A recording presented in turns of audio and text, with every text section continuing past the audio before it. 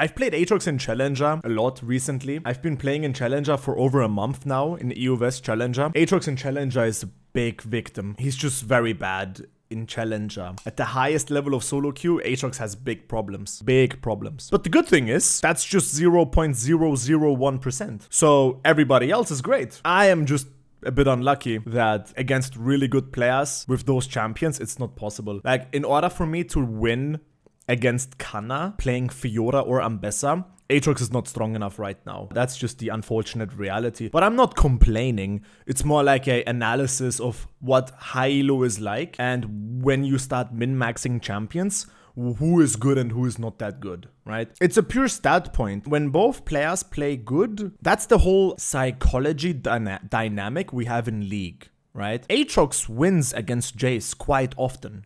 You can win versus Jace because of the nuance and the context you need. If you are in Emerald or even in Master and you play Aatrox versus Jace, the Jace is not going to be very good because he's Master, right? Jace gets punished harder if you're bad on him than you get punished when you play Aatrox and you're bad on Aatrox. So if you're a Master Aatrox, or if I play Aatrox and Master, I'm going to play versus Jace quite successfully. I'm going to be successful laning versus Jace. Same thing with Ambessa, same thing with Fiora, even with Gwen. If I play in Master or lower and I lane versus Gwen, Fiora, Jace, Ambessa, and I play Aatrox, I'm gonna win, most likely, because my Aatrox is much, much better, and I am basically min-maxed on Aatrox, which means I am very close to the peak of the gameplay, while a Master Ambessa or a Master Fiora is probably good, but not good enough to keep up with my skill on Aatrox, even though Fiora, Gwen, and whatever, they are more favored in terms of patch notes. They're more effective champions. But I'm still gonna win in Master and below, and even in Grandmaster to a certain extent. I'm still gonna perform really good. Now,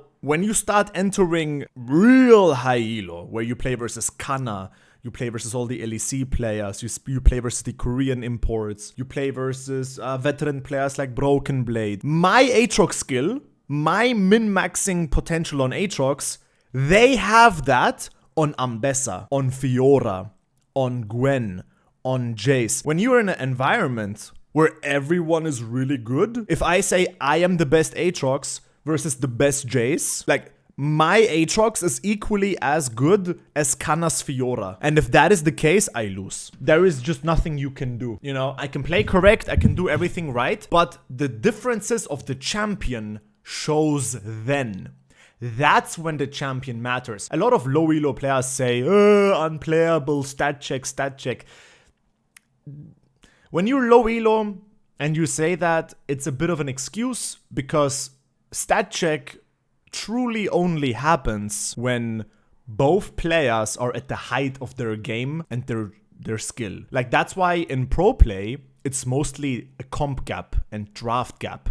Because ideally, in best case, like let's say Hanwha Life versus T1, all 10 players are at the peak of their game, and all 10 players play their champion to peak performance or damn near peak performance. And when you have players in League of Legends competing against each other and they play the maximum level of gameplay on their champion and everyone is equally good mechanically and fundamentally, that's when draft gap and pick gap and counter, that's when it starts to show. That's when you see, oh, okay, yeah, their draft is better. Yeah, this pick is better.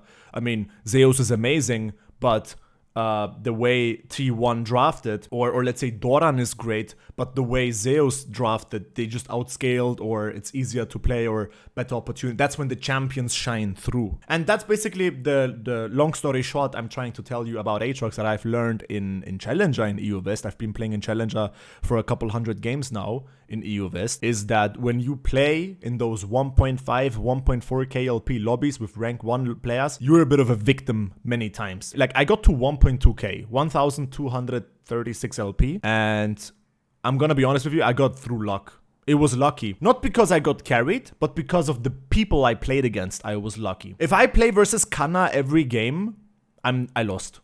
I cannot ban my way to winning. If I ban Fiora, he picks Ambessa, I lost. If I ban Ambessa, he picks Fiora, I lost. If I get lucky and both are banned, he picks Gwen, I lost. If Gwen, Fiora, Ambessa are banned, he picks Jace, I lost. I'm a bit of a loser then, because I'm an Aatrox OTP. And the only way I can start winning and go even higher is if Aatrox beats Gwen, beats Ambessa, beats Fiora at the highest level of play. And in order for that to happen, Aatrox has to be... You need like 2022 Aatrox for that. You need an extreme Aatrox meta. That's the differences I realized right now in Challenger with Aatrox. But the good thing is, guys, this is all informational for you. Like, what I'm talking about, you can ignore that. 99.9999% of all of you, what I'm saying, it doesn't matter to you. Like, if you're a gold or a master, you should not be discouraged of what I'm telling you. I'm just giving you information. But this doesn't influence how you play or if you wanna climb. Basically, if you're not Challenger, you shouldn't worry much about Aatrox. That's my point. Then Aatrox will be banned 50% of the games? Well, yeah, the ban rate will go up. I wouldn't say 50%. The highest ban rate Aatrox ever had was in late 2023 during Duskblade meta, when they brought back Duskblade. 2023 November, October. I think Aatrox ban rate was 20%. That was a tough time, because back then I couldn't even play other champions. I had to play Kled most of the time. It was very frustrating. By the way, my main account demoted now to Grandmaster. Oopsie.